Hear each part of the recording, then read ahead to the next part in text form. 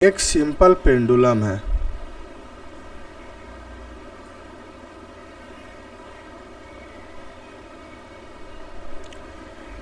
इसका मास है m, धागे की लंबाई है l, अर्थ अपनी तरफ एक्सीलरेशन ड्यू टू ग्रेविटी से नीचे की ओर खींच रही है बॉब को। ठीक है। टाइम पीरियड वन ऑक्सीलेशन, यदि ये यहाँ से चला इधर फिर यहाँ से वापस गया तो इसको वन ऑक्सीलेशन कहते हैं।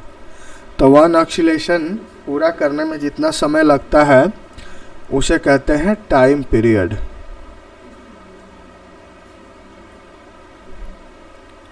कैपिटल टी से दिखाते हैं। ठीक है। हमारा क्वेश्चन कह रहा है कि भाई साहब टाइम पीरियड के लिए फॉर्मूला निकालना है।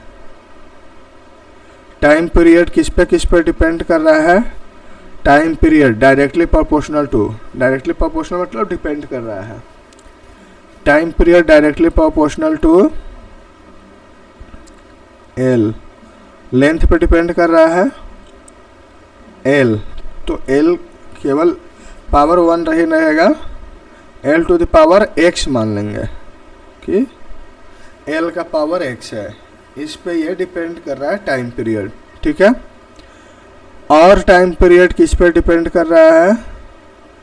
डायरेक्टली प्रोपोर्शनल टू मास पे डिपेंड कर रहा है।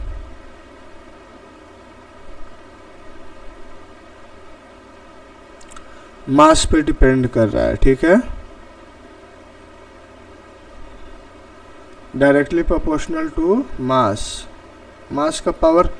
अब इसमें तुम्हारा क्या दिया है? जी दिया है सॉल्यूशन में, तो जी भी लिख सकती हो, कुछ भी लिख सकती हो। मास का पावर हमने मान लिया वाई। ठीक है। और टाइम पीरियड किस पर डिपेंड कर रहा है? एक्सीलरेशन ड्यू टू ग्रेविटी, इसका पावर मान लो जेड है। ठीक है। तीनों को कंबाइंड करेंगे तो टाइम पीरियड हमारा किस पे डिपेंड कर रहा है? L to the power x, M to the power Y, G to the power Z. ठीक है। अब जब प्रोपोर्शनैलिटी साइन हटती है तो इक्वल टू साइन आता है। ठीक है। टाइम पीरियड इक्वल टू, कभी भी याद रखना प्रोपोर्शनैलिटी साइन हटती है तो इक्वल टू साइन आती है और एक कांस्टेंट आता है। मान लो कि कांस्टेंट के है, कोई नंबर आता है, मान लो कांस्टेंट के है, और इसकी वैल्यू जो होती है वो डायमेंशनल एनालिसिस से, डायमेंशनल तरीका से नहीं निकलता है। इसका जो वैल्यू होता है लैब में एक्सपेरिमेंट करके निकलता है। तो के लिख दिया हमने L to the power x, M to the power Y, G to the power Z. ठीक है। ये हमारा फाइनल आया टाइम पीरियड का फॉर्मूला। इसी को सिंप्लीफाई करेंगे। कैसे? टाइम पीरियड क्या था, क्या आया था? K L to the power x, M to the power Y, G to the power Z. अब इसका डायमेंशन लिखेंगे, टाइम पीरियड का डायमेंशन। ठीक है। के एक नंबर है तो इसका कोई डायमेंशन नहीं होगा। एल एक लंबाई है, इसका डायमेंशन होगा L, L to the power x. Mass एक मास है, वजन है, इसका होगा capital M, M to the power y. और g acceleration due to gravity, तो ये एक एक्सीलरेशन है और एक्सीलरेशन का क्या होता है? L T minus two, L T minus two ही होता है ना? हाँ, एल टी माइनस टू का पावर जेड। ठीक है। और सिंप्लीफाई करते हैं। K L to the power x, M to the power y, L to the power z, T to the power minus two z. ये जब डिस्ट्रीब्यूट होगा तो दोनों के पावर पे डिस्ट्रीब्यूट होगा। ठीक है। अब हम जब मल्टीप्लाई होता है बेस सेम होता है तो हम बेस को क्या ले लेते हैं, कॉमन ले लेते हैं। के बाहर था, एल यहाँ भी है, एल यहाँ भी है, तो बेस सेम है तो पावर ऐड हो जाएंगे। L to the power x plus z, अब M to the power y, T to the power minus 2z। ठीक है, अब इधर देखो लेफ्ट साइड में क्या है, इसको फुल फॉर्मेट में लिखते हैं। t का पावर 1 है, लेकिन m का पावर 0 है, l का पावर 0 है, m l नहीं है ना लेफ्ट साइड में, टाइम है, तो टाइम t का पावर 1 है। ठीक है, तो अब देखो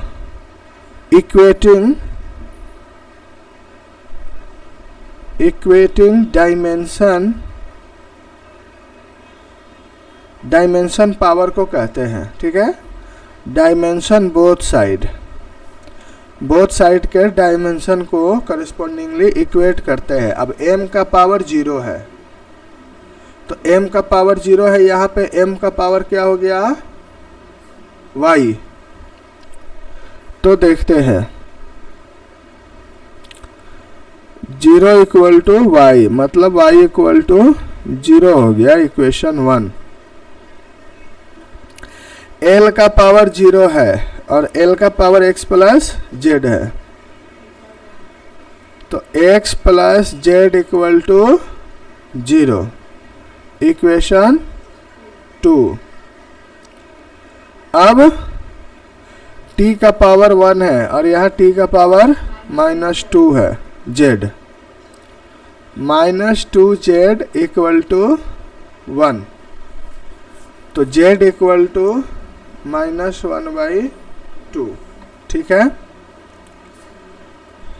तो ये हो गया इक्वेशन 3। अब z की वैल्यू इक्वेशन 2 में रख देते हैं। Put the value of z in equation 2। ठीक है, तो क्या था equation 2, x plus z equal to 0, तो x माइनस 1/2 इक्वल टू 0, तो x इक्वल टू 1/2, इधर माइनस इधर जाके प्लस हो जाएगा, तो x की वैल्यू क्या आ गई, 1/2। अब हम फार्मूले में जाएंगे। फार्मूला क्या था हमारा, t equal to k, length का पावर कितना था x, और मास का पावर कितना था y, और g का पावर कितना था z। ठीक है, तो k तो कांस्टेंट है, l का पावर कितना आया हमारे पास x की वैल्यू कितनी है 1/2, मास का पावर कितना आया y का पावर कितना था 0, y की वैल्यू 0 आई है ना, और g का पावर कितना है z की वैल्यू कितनी थी -1/2। ठीक है, अब देखो time period t equal to k, l का पावर कितना है 1/2, मास की वैल्यू कितनी हो गई 1, m का पावर 0 है तो वो 1 हो जाएगा, किसी का भी पावर 0 1 हो जाता है, और 1 मल्टीप्लाई करो तो ये गायब हो जाता है, और g का पावर कितना है -1/2। अब पावर माइनस है तो नीचे लाने से प्लस हो जाएगा, तो ये क्या हो जाएगा k l to the power half upon g to the power half.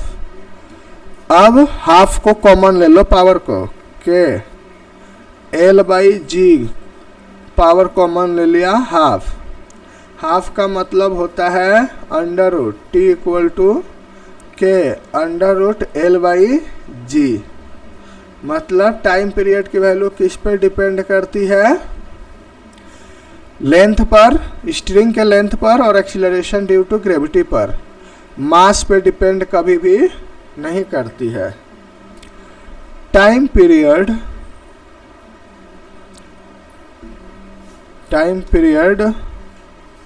Only depend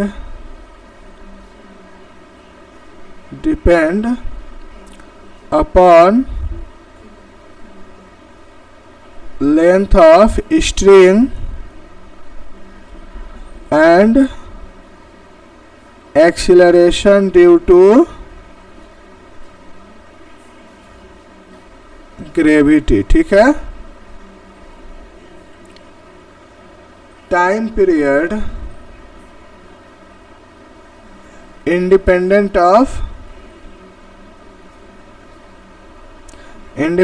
of mass of bob. जो मेटालिक बॉब था उसके मास पर डिपेंड नहीं करेगा टाइम पीरियड। तो फाइनली फॉर्मूला क्या आया, T equal to K root under L/G।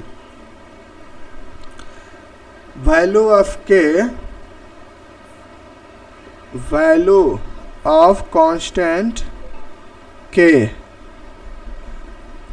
Can not determine, मतलब पता नहीं किया जा सकता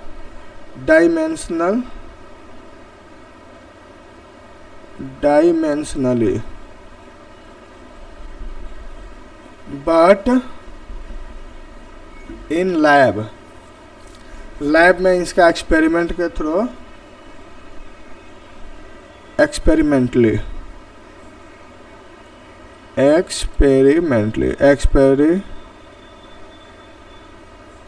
एक्सपेरिमेंट के थ्रू इसका पता करते हैं। तो बाई एक्सपेरिमेंट पता किया गया कि K की वैल्यू कितनी होगी 2 पाई। ठीक है, ये याद रखना पड़ता है। तो finally time period of oscillation क्या हो गया 2 पाई अंडर रूट L/G। और इस तरीके से हम डायमेंशनल एनालिसिस से फार्मूला निकालते हैं। ठीक है।